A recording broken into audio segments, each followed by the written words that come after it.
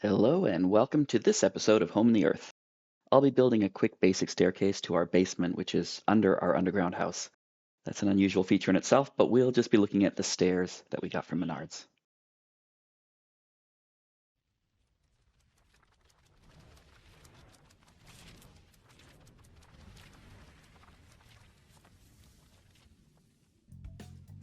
These pine treads were less than $10 each, and the risers are less than 7. These treads come unfinished, so finishing them is the first step. I'm using Varathane Satin clear wood floor finish.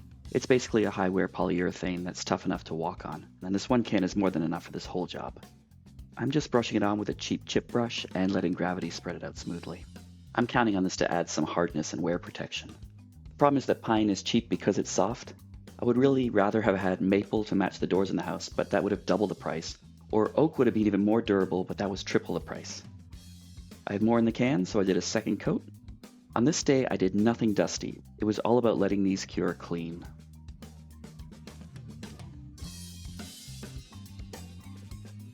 That little ripple to move the boards is just to stop them from sticking to the wood rails that are supporting them. I just break it quick before it hardens. And we're back on another day, and it's time to kick up some dust.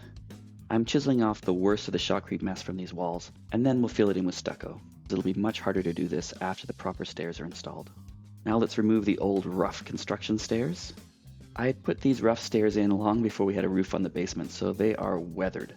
These 2x12 boards were actually leftovers from forming the garage slab, so they were rough from that already. They are held up by steel easy stair brackets attached to the wall with Tapcons, so removing them is as simple as cutting off the Tapcons. It's hard to explain how rough this wall is. I'll try to show it in a video later. For now I'm just knocking off the worst bits, and we'll fill in to smooth out the rest. These southern yellow pine 2x12s are just construction grade lumber. They only cost $15 each, but they were not quite long enough for the full run, so I had to add another half board on the end. Again, these are attached to the concrete directly using Tapcon screws.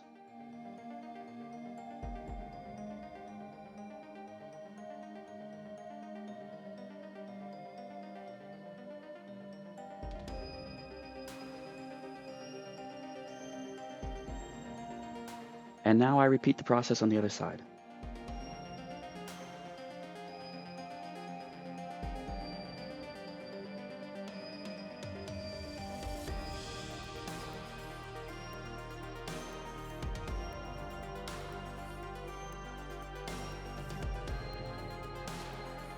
The next step is to attach blocks to these side rails to hold the stairs securely.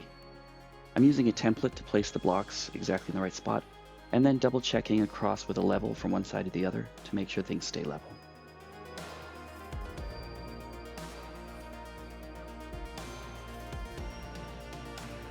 The main thing the inspector will be looking for is that the height and depth of each tread should be very consistent along the stairway, with a maximum variation of 3/8 of an inch between the largest and the smallest measurements. Careful measuring and planning and my template ensured that I got it much closer than that.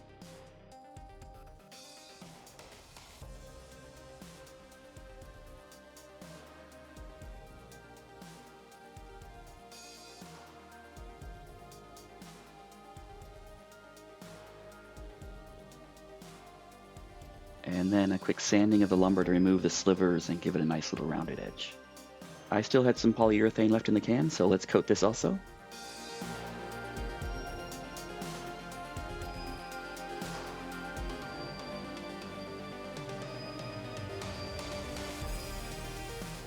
Menards had been short on risers the day I purchased, so I had to go back another time and pick up 5 more after they restocked.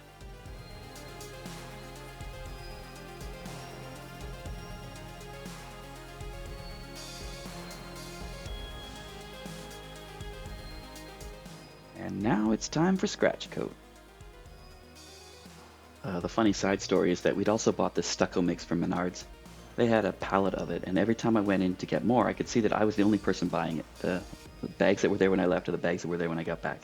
We went through a bunch of pallets over time, but I was literally their entire stucco customer base.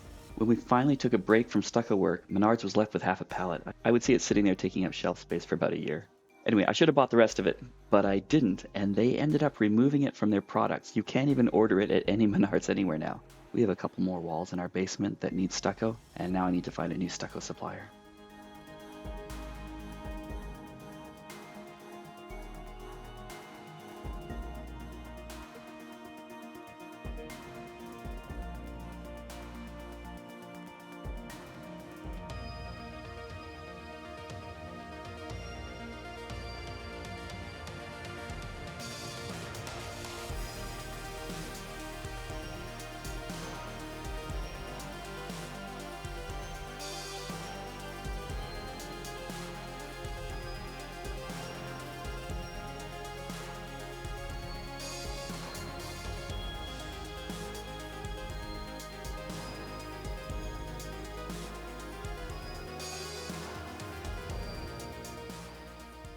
I really wasn't trying to stucco too smooth down here. We're going for the organic look.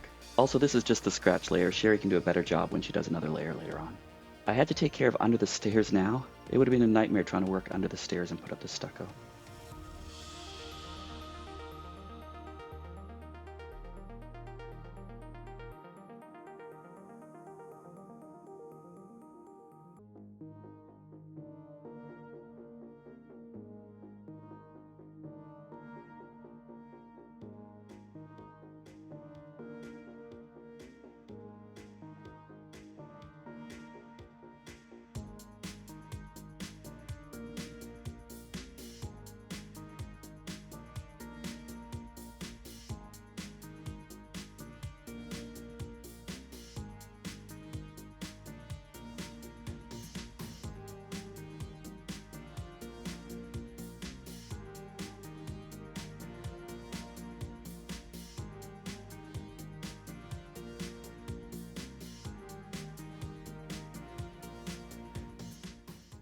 And again, scratch. Looks kind of satisfying.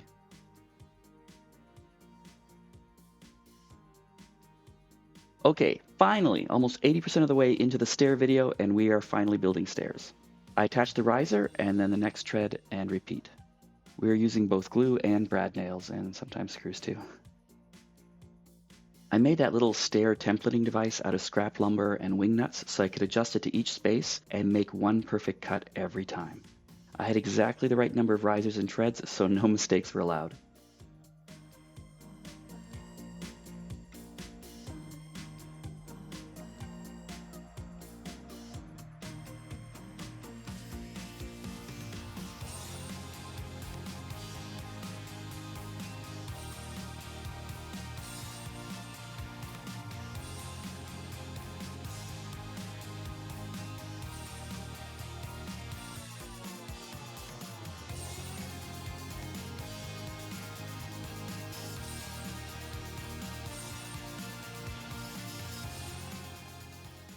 Finally, near the top, I need to put in a landing. Again, building code mandates the rules, and it needed to be at least 36 inches deep so the door would not swing over the stairs. Okay, fast forward 6 years to see how it's doing. It's our basement, so we haven't polished things up down here yet. You can see that we have used simple pine rails, 25 bucks each side, a little 4x4 post, nothing too fancy.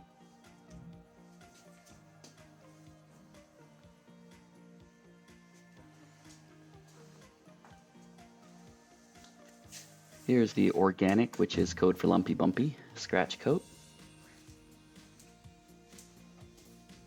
It's hard to express how rough this was before, but I can try to show you. Here the shotcrete lumps are an inch or more sticking out of the plane of the wall. Big chunks. I can put my finger right underneath this one. When it was wet, I actually took a trowel to this section to try to clean it off. And the shotcrete guys ran and said, hey, no, don't touch it. You'll destabilize the wall. And they said they would trowel it later. They did not. Compared to that, the scratch coat looks pretty civilized. These stairs have seen a lot of abuse over the years, dragging things up and down, bags of stucco, wheelbarrows, bed frames, HVAC equipment, muddy boots, kicking stuff down here, whatever. So I think they've held up pretty well, considering they were just pine. Something blue-green was dragged along past this spot.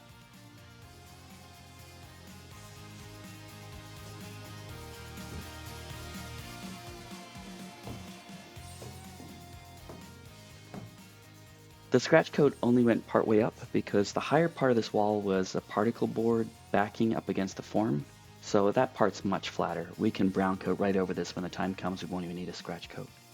These two holes here are to let fresh air into behind the refrigerator. It helps the refrigerator be much more efficient if it's got that access to that cool air from the basement. This top step has the worst wear on the leading edge. Here's the landing made out of some risers, because they were cheaper than the treads and didn't have that rounded front edge. And the back side of the pocket door, there's another video about that also. That's it. Thanks for watching, and remember, only you can help out the algorithm. Like, subscribe, click the bell icon for notifications, stuff like that. Commenting, gets translated as engagement and causes the algorithm to show the video to more people, and that helps us out. Next video is a bigger one. We'll be framing out the inner walls over on the bedroom side of the house.